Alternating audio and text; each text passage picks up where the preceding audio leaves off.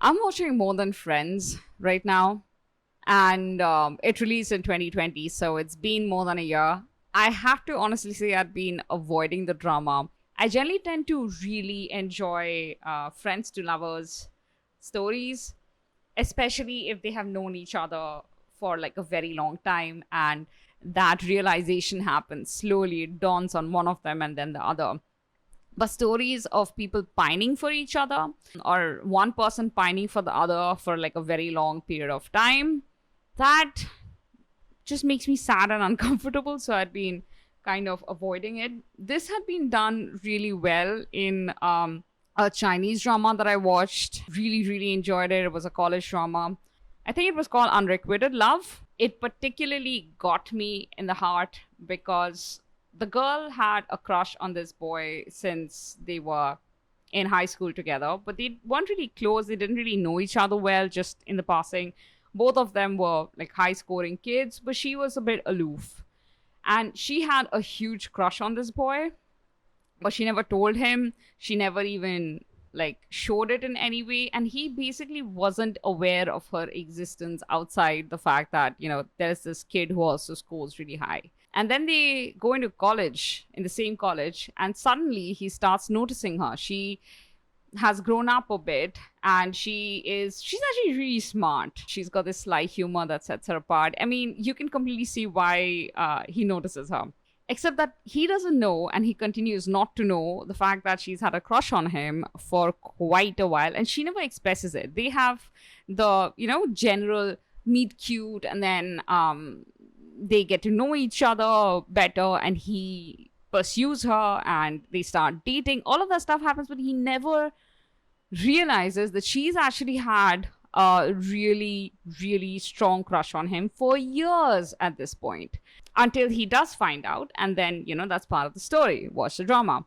But it's not a case of her pushing her unwanted attention and feelings at him and then blaming him for not reciprocating. I mean, there is some level of bitterness in her that she spent so many years kind of pining for him and he never paid her any attention. I mean, it wasn't his fault. If anything, it was kind of her fault for making herself deliberately invisible because of her own insecurities. But she also very naturally feels like, well, you've ignored me for so many years. You thought you were too good for me. He never thought that. It's just how her mind works. And she has that bit of bitterness in her even when she is, developing a relationship in college. I mean, it's not like a malevolent thing. It's just that subconscious thing of being ignored for years. So she feels a bit of high when he pays attention to her. He pursues her. It's a complicated situation, but it's beautifully portrayed in the drama. So it's like one of my favorite Chinese dramas. And then you have More Than Friends, where the female lead basically kind of invalidates the male lead's feelings in that he really, really wants to just be friends. It's not that just that he is running around with lots of friends and he wants her to also be one of his friends. No, he literally has zero other friends, maybe one or two other friends. He prizes her as a friend. Like after he leaves school, like he leaves the country, whenever he visits back, he searches her out and he spends time with her because he misses her and he wants to spend time with her. But the female lead is like, you being nice to me and friendly and affectionate gives me hope that you will also develop feelings for me. So you're the reason I can't move on and have relationship with other people. Now, of course, I'm not blaming the female lead here. It's perfectly possible to be stuck in a kind of toxic relationship where you can't put aside your feelings for the guy and he has no feelings for you.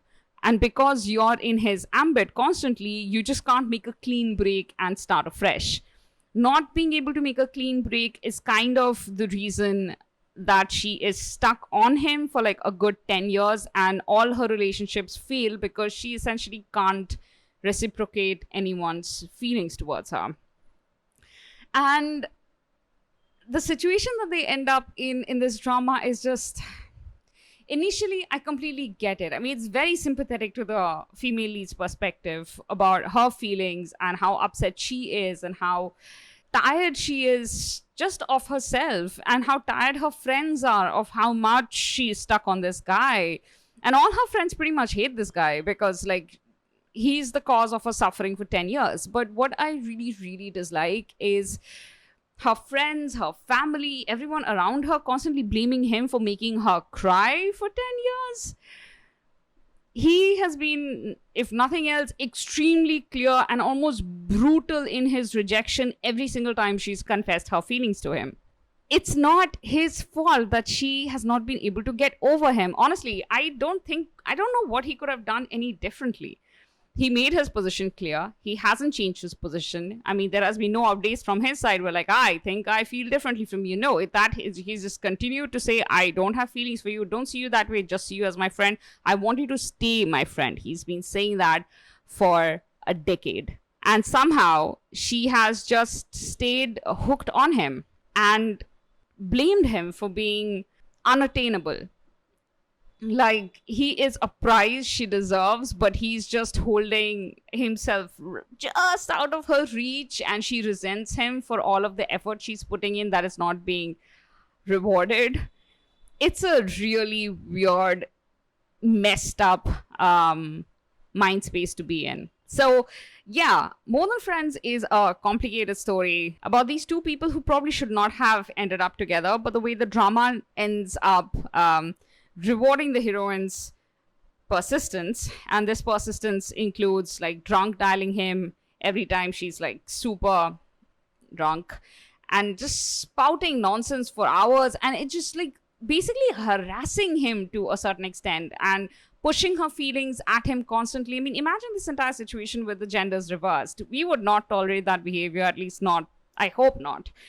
And men are often almost encouraged to behave like this, like persist, and she will say yes at some point. We know that's toxic behavior. If she's clearly said no, believe her.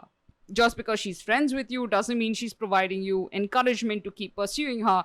It means she sees you as a friend. Drop it. And the same goes for this situation. She eventually figures out a point where she gets tired enough of herself. She's like, I just don't want to do this anymore. Let us not keep in touch. And she does that. She does a clean break of sorts. She's still hung up on him for a few more years, but she really tries to do a clean break. At which point, the male lead becomes extremely selfish and is like, I can't let you out of my life. And in a way, he does start pursuing her, but more because he just wants her in his life. He just needs her in his life. So he kind of does a selfish thing where he's like, you're responsible for your feelings. Just stay in my life because I need you as a friend. And honestly, if he was a empathetic character, he just had any empathy at all, he would let her go because it's hard for her. But neither of these characters are very good people. They don't really seem to give a shit about each other. They don't know each other very well. The female lead didn't know some really crucial information about the male lead's background, stuff that informed his character and the way he thought, until almost the end of the drama, because they just never had those conversations and they've known each other for a decade. So yeah, they kind of end up together. There are some more ups and downs, but eventually he decides, no, I do love her. I just never realized it. All these 10 years when she was telling me that she has feelings for me, I should have realized that I also have feelings for her. I just didn't. And now it's all my fault. Yeah, I have been making her cry for 10 years when I've been telling her that I don't have feelings for her, that I'm just such an evil person.